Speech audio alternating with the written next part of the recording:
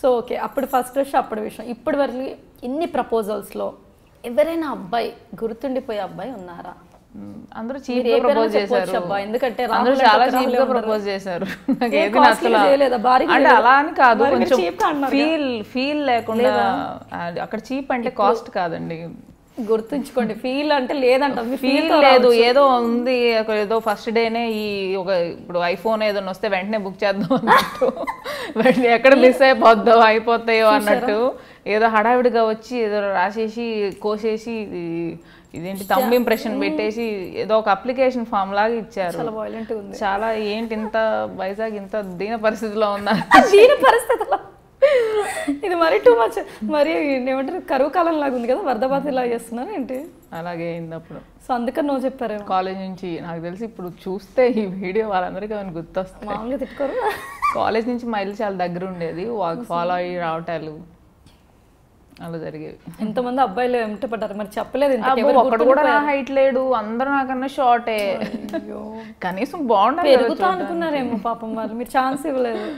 అప్పుడు అంత ఆలోచన ఉండదు కదా. మీకు ఇంకో విషయం అర్థం కాల, వాళ్ళు ఎందుకు అలా వెంట పడ్డారంటే అరే ఎవరో ఒకరు బుక్ చేసి, మరి అవును కదా మామూలుగా బిలో యావరేజ్ వాళ్ళకే 1000 మంది వెంట పడుతుంటే వాళ్ళ బాధ వాళ్ళు. చాలా యావరేజ్గా ఉండేదాన్ని నేను కాలేజ్లో కూడా. కాదు అమ్మాయి అయినా క్రేజ్, అంతకు మించి ఏం లేదు. అందంగా ఏమి ఉండేదాన్ని కాదు కాలేజ్లో. ఇప్పుడు అందంగా ఉంటే అప్పుడు కూడా ఉంటారు యావరేజ్. సో స్కూల్లో ఎలా ఉండేది మన హిమజ, లైక్ యాక్టివిటీస్? అయ్యో అసలు ఏమంటారు, హిమజ అంటే ఒక రాక్ స్టార్. ఎలా ఉండేవారు స్కూల్లోనే? రాక్ స్టార్ అంటే నేను అసలు, నేను లేకపోతే క్లాస్ అంతా అసలు హిమజ రాలేదు బోర్ కొట్టేస్తుంది అన్న టైప్లో ఉంటుంది అనమాట. ఫుల్ అలా బ్యాక్ బెంచ్, పక్కా బ్యాక్ బెంచ్ స్టూడెంట్ అనమాట. ఓకే. అందరూ పీటీ అవర్కి అందరు వెళ్ళిపోతారు, అందరు స్నాక్స్ బాక్స్ ఓపెన్ చేసి ఏది నచ్చితే అది దీన్ని కామ్గా బాక్స్లో అలా పెట్టేసి ఉండేదాన్ని. చాలా స్వీట్ మెమరీస్ ఉన్నాయి నాకు. స్పోర్ట్స్లో ఉండేవారు కదా, స్పోర్ట్స్ చాలా. మరి స్పోర్ట్స్ని పక్కన పెట్టేసినట్టు ఇంకా స్టేట్ లెవెల్ దాకా కూడా వెళ్ళారు. సో అదేంటి ఇక నో థాట్ అయిపోయింది అంటే అది అంత ఊరికే ఏదో అందరూ ఆడుతున్నారు మనం పార్టిసిపేట్ చేసాం అట్లా వచ్చింది, కానీ ఒక పెద్ద క్రేజ్ అట్లా ఏం లేదు. సో ఈ ప్రొఫెషన్ని పక్కన పెడితే నెక్స్ట్ మీకు ఇష్టమైన ప్రొఫెషన్ ఏంటి అంటే ఏం చెప్తారు? ప్రొఫెషన్ నాకు బిజినెస్ ఇంట్రెస్ట్ ఉందండి, ఫుడ్ బిజినెస్ ఇంట్రెస్ట్ ఉంది. I'm planning restaurant soon, so let's see how it goes. అవునా? సో ఒకవేళ ఈ ఇండస్ట్రీ అవ్వకపోతే అటు వెళ్ళిపోతారు అనమాట హ్యాపీ? అవ్వకపోతే అది ఇది రెండు మేనేజ్ చేసుకోవచ్చు. అవుతుంది. ఫైన్. ఇప్పటి వరకు చేసిన ఫిలిమ్స్లో నచ్చిన ఫిలిం ఏంటి, నచ్చిన హీరో ఎవరు? చిచ్చి అట్లా నటించిన వాటిల్లో నచ్చితేనే కదా చేస్తాం. అలా అని కాదు, ఎన్ని చేసినా కూడా ప్రతి ఒక్కరికి ఒకటి ఉంటుంది. శతమానం భవతి అవ్వచ్చు, లేదంటే నాకు కొంచెం అన్నీ నచ్చుతాయి, కానీ ఇది కొంచెం సెల్ఫిష్గా ఆలోచిస్తే ఉన్నదొకటే జిందగీ చాలా ఇష్టం. ఎందుకంటే నా రోల్ పెద్దది, నా డైలాగ్స్ ఎక్కువ, నా క్లోజెస్ ఎక్కువ చూసా. సో ఉన్నదొకటే జిందగీలో కానుక రోల్ నాకు చాలా ఇష్టం. పెర్ఫార్మెన్స్గా నాకు చాలా కాంప్లిమెంట్స్ కూడా వచ్చాయి, డైలాగ్స్ బాగా చెప్పావని. సో చేసిన వాళ్ళలో ఫేవరెట్ హీరో ఎవరు? నేను చేసిన వాళ్ళు అయ్యో అందరు ఫేవరెట్ హీరోస్ నాకు. అలా చెప్పకూడదు, అది డిప్లొమాటిక్. నిజంగా చాలా మంచి వాళ్ళు. సరే బయట నితిన్తో ఛాన్స్ వచ్చేస్తే తెగ నేను ఇంకా హ్యాపీగా చేసేస్తానని చెప్పి ఏదో స్టేట్మెంట్ ఇచ్చారు, అంటే నితిన్ అంటే ఫేవరెట్? నాకు చాలా ఇష్టం నితిన్. కానీ మెయిన్గా నితిన్ అని పర్టికులర్గా నేమ్ బయటకు వచ్చింది కదా? పర్టికులర్గా ఏం లేదండి, అలా ఏం లేదా? నాని నితిన్ అని ఫేవరెట్ హీరో చెప్పలేదే. మీరు చెప్పారు అందరూ అంతకు ముందు వెంకటేష్ గారు ఫామ్లో కంటిన్యూస్గా వచ్చినప్పుడు ఆయన చాలా బాగా ఇష్టం. సో ఇప్పుడు చాలామంది వచ్చారు కాబట్టి నాకు నాని ఇష్టం, అల్లు అర్జున్ ఇష్టం. అందరూ ఎవరిని తక్కువ చేస్తామండి, అందరికీ టాలెంట్ ఉండి వచ్చిన వాళ్ళే కదా. ఎంత బ్యాక్గ్రౌండ్ ఉన్నా కూడా వీళ్ళ కష్టం లేకపోతే ఎవరైనా నేను నించోగలుగుతారండి. అండ్ ఇంకొక విషయం, బ్యాక్గ్రౌండ్ ఉందని చాలామంది ఇది చేస్తారు. అంత బ్యాక్గ్రౌండ్ ఉండి అంత మనీ ఉండి కూడా ఇంత కష్టపడుతున్నారు అని ఒక్కళ్ళు కూడా ఆలోచించారు ఇండస్ట్రీ గురించి. వాళ్ళకి ఏమి బ్యాక్గ్రౌండ్ ఉంది వచ్చేసారు అనుకుంటే, ఊరికే నువ్వు కెమెరా ముందు ఫేస్ చూపించి నేను వాళ్ళ మనవడిని వాళ్ళ కొడుకుని అంటే ఎవరన్నా సినిమా వచ్చి చూస్తారంటే లేదు కదా. వీళ్ళకి టాలెంట్ ఉండాలి, వీళ్ళకి పెర్ఫార్మెన్స్ ఉండాలి, డాన్స్ వాళ్ళు వేసే డాన్స్లు చూస్తే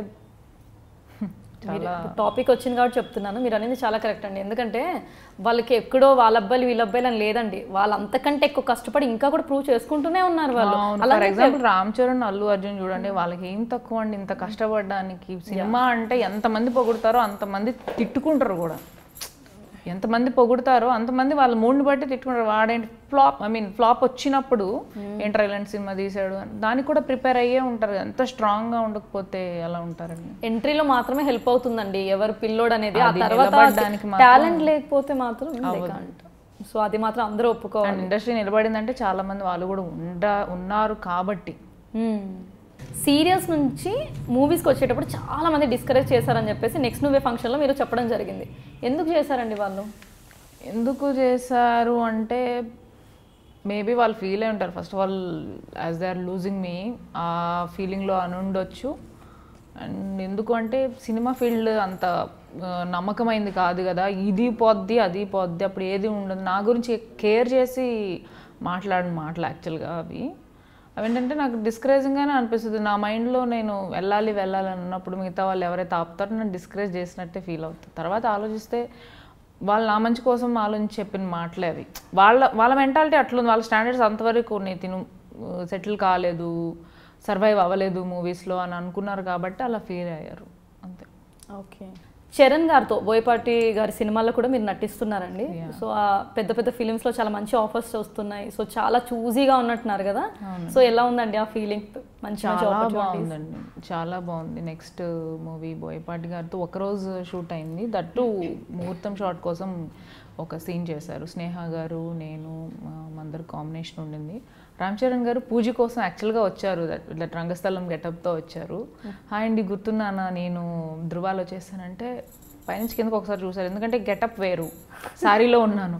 I can't recognise you but all the best అని చెప్పేసి తర్వాత వెళ్తూ కూడా పక్క వాళ్ళతో శివ ధృవ అని అంటూ వెళ్తున్నారు. ఐ ఫెల్ట్ సో హ్యాపీ అనమాట. రిసీవింగ్ అనేది బాగుంటుంది, అంతకుమించి మనం ఏం ఎక్స్పెక్ట్ చేస్తాం ఎవరి నుంచి అయినా, అంతే కదా. సో ఇంకా మంచి మంచి ప్రాజెక్ట్స్ రావాలని హార్ట్ఫుల్గా కోరుకుంటున్నాం.